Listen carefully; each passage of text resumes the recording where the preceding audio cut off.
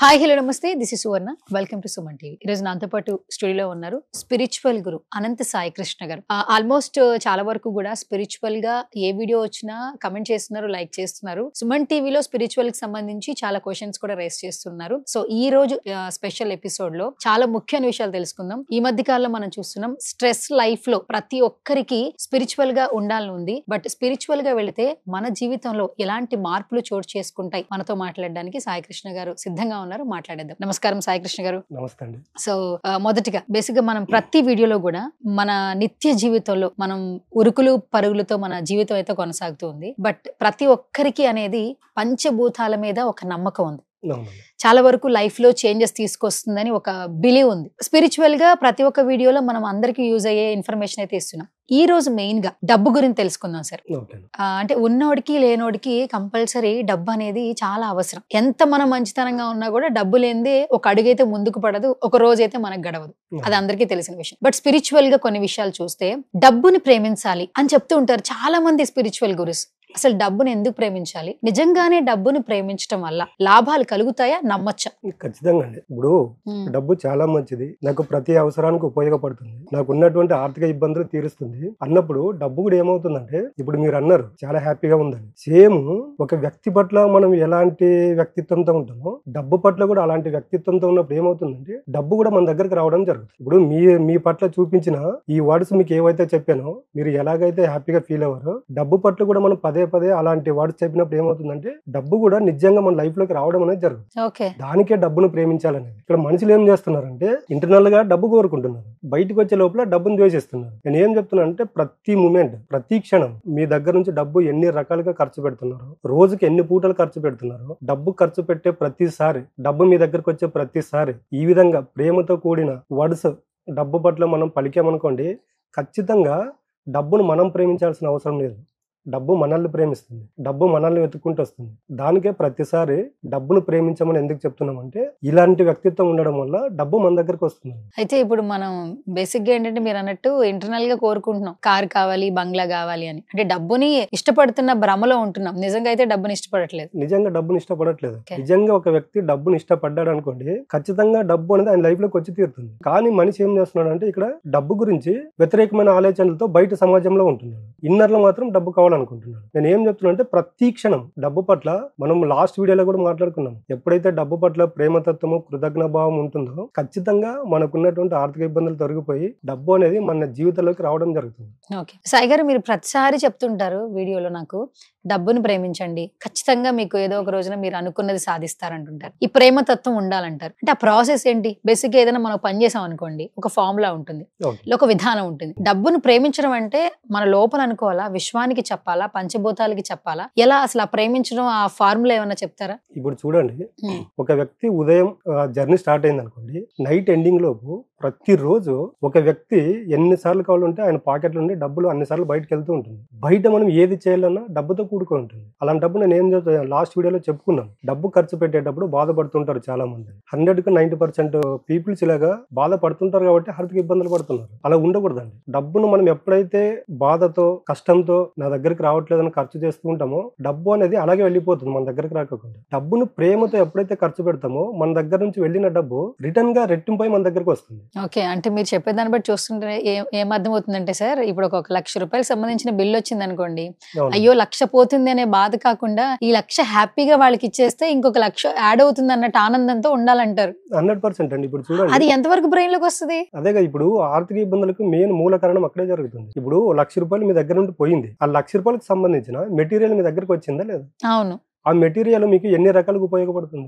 అది ఆత్మ సంతృప్తి చాలా తక్కువ మందికి ఉంటుంది కదండి. అదేనండి, ఈ విధమైన వ్యక్తిత్వంతో ఉంటేనే డబ్బు మన దగ్గరకు వస్తుంది. ఇప్పుడు మన దగ్గర నుండి డబ్బు బయటకు వెళ్ళిందంటే అది ఏదో ఒక దానికి ఉపయోగకరంగా బయటకు వెళ్ళి ఉంటుంది. ఫ్రీగా అయితే డబ్బు మనం ఎవరికి ఇవ్వం కదా. నేను ఏం చెప్తున్నట్టే డబ్బు ఖర్చు పెట్టేటప్పుడు మనం ఏదో ఒక పర్పస్ పైన ఖర్చు పెట్టింటాం కాబట్టి దానికి మనం కృతజ్ఞత భావంతో ఉండాలి. ఈ విధంగా ఉండాలి. అంటే డబ్బును ప్రేమించడం అంటే ఈ విధమైన వ్యక్తిత్వంతో ప్రేమించాలి. ఓకే, చాలా బాగా చెప్పారు. డబ్బును ప్రేమించాలి, ప్రేమగా ఖర్చు పెట్టినా ప్రేమగా మీ దగ్గర దగ్గరకు వస్తుంది అన్నారు. అవును సరే కొంచెం దీని పక్కన పెట్టి ఒకవేళ ఇప్పుడు నేను డబ్బుని ద్వేషించానే అనుకోండి. అవునండి సో పూర్తిగా ద్వేషించాను. ఏంటంటే ఖర్చులు ఎక్కువైపోతున్నాయి, ఏం సెటిల్ అవ్వట్లేదు, Okay. వస్తుంది వెళ్ళిపోతుంది. చాలా మంది అంటారు శాలరీ పడిందా అంటే ఇప్పుడే వచ్చింది అప్పుడే ఖర్చు అయిపోయింది అంటారు. చాలా మంది నుంచి వింటున్న మాట నేను అది యాక్చువల్లీ. మరి వాళ్ళు డబ్బుని ద్వేషిస్తున్నట్ట? నిజంగానే డబ్బుని ద్వేషిస్తే మనకి నష్టం జరుగుతుందా? డబ్బును ప్రేమగా చూసుకుంటే మీ దగ్గరకు వస్తుంది. ఇక్కడ ఓకే. ఏం చెప్పామంటే విశ్వం అనేది వ్యక్తికి సంబంధించింది కాదు, వస్తువుకు సంబంధించింది కాదు. మీరు వస్తువు పట్ల గాని వ్యక్తి పట్ల కానీ మీరు ఏ విధమైనటువంటి ఆలోచనతో ఉంటారో అదే రకమైనటువంటి రిజల్ట్ అనేది ఈ యూనివర్స్ అనేది మనకి ఇస్తుంది. డబ్బును తిడుతూ ఉన్నప్పుడు డబ్బు మన దగ్గరికి రాదు. ఎలాగంటే ఇప్పుడు చూడండి, ఒక్కసారి నేను మిమ్మల్ని ఒక్కసారి నెగిటివ్ చెప్పినందుకే మీరు నన్ను అవాయిడ్ చేస్తున్నారు. మనం ప్రతి నిత్యం ప్రతి రోజు డబ్బును నెగిటివ్ గా చూస్తున్నాం, డబ్బును తిడుతూ ఉన్నాం, డబ్బు ఉన్న వాళ్ళని తిడుతూ ఉన్నాము. ఇవన్నీ ఇక్కడ చాలా మంది అంటుంటారు. ఇప్పుడు మనం ఉన్నాము, మన పక్కన ఏదో ఒకటి ఆడి కార్ వెళ్ళింది, ఫార్చునర్ కార్ వెళ్ళింది, రోల్స్ రాయిస్ వెళ్ళింది. మనం ఏమనుకుంటుంటాము, బయట చూసినప్పుడు కార్ బాగుంది అనుకుంటాం, లోపల ఇన్నర్ ఫీలింగ్ ఏముంటుందంటే వీడికి ఎక్కడి నుంచో డబ్బు ఎక్స్ట్రాలు వస్తున్నాయి కాబట్టి కొనుక్కుంటున్నాడు అంటుంది. ఇక్కడ మీరు ఆ కార్ లో ఉన్న వ్యక్తిని తిట్టట్లేదు, ఆ కారును తిట్టట్లేదు, ఆ కారుకు వాడు ఏదైతే పెట్టాడో డబ్బును తిడుతున్నారు. అక్కడ కార్ లో వాడు కూర్చోడానికి మూలం ఏంది? డబ్బు. ఆ డబ్బు ఉండబట్టి వాడు ఆ కార్ లో వెళ్తున్నాడు. అంటే అక్కడ ఏమవుతుందంటే మీరు ఇంటర్నల్ గా డబ్బును తిడుతున్నారు, ఇంటర్నల్ గా డబ్బును ప్రేమిస్తున్నట్టు యాక్ట్ చేస్తున్నారు ఇక్కడ. అంతే. బయట ప్రపంచానికి వచ్చే లోపల మనిషి యొక్క ఆలోచనలు పూర్తిగా మారిపోతున్నాయి కాబట్టి డబ్బు మన దగ్గరికి రావట్లేదు. నేను ఏం చెప్తున్నానంటే ఆధ్యాత్మికానికి మీరు ఎంతైతే ఇంపార్టెంట్ ఇస్తారో డబ్బుకు కూడా అంతే ఇంపార్టెంట్ ఇవ్వండి అని చెప్తున్నాను. రోజు టెంపుల్కి వెళ్ళేటప్పుడు ఎలాంటి భక్తి భావనతో ఉంటారో టెంపుల్కి ఎందుకు వెళ్తున్నారు? భగవంతుడు మనల్ని చల్లగా చూడాలి, ఆశీర్వదించాలని వెళ్తున్నారు. ఇది కలియుగం. దీంట్లో 90% డబ్బు పైన ఆధారపడి ఉంటుంది. మీరు టెంపుల్కి వెళ్ళేటప్పుడు ఎలాంటి భక్తి భావనతో వెళ్తారో అలాంటి భక్తి భావనతను ప్రేమతత్వంతో కృతజ్ఞ భావంతో డబ్బు పట్ల ఉంటే డబ్బు కూడా మన జీవితంలోకి నిరంతరం వస్తూనే ఉంటుంది. లేకపోతే డబ్బును ద్వేషించడం వల్ల ఏమవుతుందంటే మీరు అడిగారు ఇలా శాలరీ వస్తుంది, ఈ రోజు ఉంటుంది, రేపు వెళ్ళిపోతుంది. మీరు బాగా అబ్జర్వ్ చేస్తే చూడండి, ఈ రోజు శాలరీ వచ్చింది అనుకోండి, నెక్స్ట్ శాలరీ వచ్చేలోపు ఈ మధ్యలో మనం డబ్బు పట్ల విపరీతమైన నెగిటివ్ ఆలోచనలతో ఉంటాం. అలాంటప్పుడు ఏం చేస్తుందంటే యూనివర్స్ అనేది మనం అనుకోకున్నటువంటి ఖర్చులు మనకు దగ్గరకు రావడం జరుగుతుంది. ఈ నెల క్యాప్ లో మనము ఎక్స్పెక్ట్ చేసిండు అలాంటి ఖర్చులు మన దగ్గరకు వస్తాయి. లేకపోతే అనవసరమైనటువంటి ఇబ్బందులు వస్తాయి మన దగ్గరకు. అంటే మనం ఎక్స్పెక్ట్ చేయం అలాంటి ఇబ్బందులు మన దగ్గరకు వస్తాయి. ఆర్థికపరమైనటువంటి ఇబ్బందులు ఎందుకు వస్తాయంటే యద్భావం తద్భావం. నువ్వు డబ్బుని ద్వేషిస్తున్నావు, డబ్బు ఉన్న వాళ్ళని తిడుతూ ఉన్నావు, డబ్బుని గౌరవించట్లేదు, డబ్బు పట్ల ప్రేమగా ఉండట్లేదు కాబట్టి నీ దగ్గరికి డబ్బు రావట్లేదు. దీని అంతటికి మూలం ఎవరు? మనం. కాబట్టి డబ్బును ప్రేమించడం వల్ల ఇలాంటి మంచి జరుగుతుంది, డబ్బును ద్వేషించడం వల్ల ఇలాంటి నెగిటివ్ అనేది మన దగ్గరికి మనమే తీసుకురావడం అనేది జరుగుతుంది. ఓకే, సరే. ప్రేమించడం గురించి చెప్పారు, ద్వేషించడం గురించి చెప్పారు. అవునండి.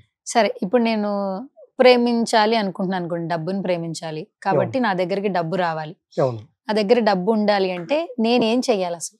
ఇప్పుడు చూడండి, మీరు ఒక వ్యక్తి ఉదయం నుండి నైట్ మనము నిద్రపోయే వరకు ఒక వ్యక్తి ఎన్నో రకాలుగా డబ్బును ఖర్చు చేయడం జరుగుతుంది. నైట్ పడుకోబోయే ముందు ఏమనుకుంటారంటే ఈ రోజు నా అవసరాలు తీర్చినటువంటికి ఈ డబ్బుకు నేను ఈ క్షణంలో మనస వాచ కర్మన త్రికరణ శుద్ధిగా ఆత్మసాక్షిగా కృతజ్ఞత భావం తెలుపుకుంటున్నాను అని నిద్రపోయామనుకోండి, ఏమవుతుందంటే నైట్ ఒక వ్యక్తి ఎప్పుడైతే నిద్రపోతాడో నిద్రపోయే ముందు ఒక వ్యక్తి ఏవైతే ఆలోచనలతో పడుకుంటాడో దానిని సబ్ కాన్షియస్ మైండ్ అనేది రిసీవ్ చేసుకొని తిరిగి మరుసటి రోజు మనం నిద్రపోయే ముందు ఏదైతే అనుకుంటామో దానికి సంబంధించిన రిజల్ట్ మనకి ఇవ్వడం జరుగుతుంది.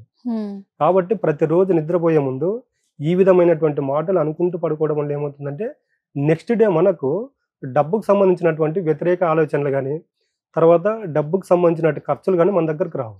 ఓకే. ఇక్కడ కాబట్టి నేను ఏం చెప్తున్నానంటే డబ్బును ప్రేమించాలన్నా డబ్బు మన దగ్గరికి రావాలన్నా మనమే కారణం, డబ్బు మన దగ్గరికి రాకపోవడానికి మనమే కారణం. కాబట్టి డబ్బు పట్ల మనకు ఉన్నటువంటి ఈ ఆలోచనలు ఎప్పుడైతే మార్చుకుంటామో నిజంగా అంటే ఈ డబ్బు అనేది మన దగ్గరికి రావడం జరుగుతుంది. Okay, thank you so much Sai Krishna garu. Thank you అండి.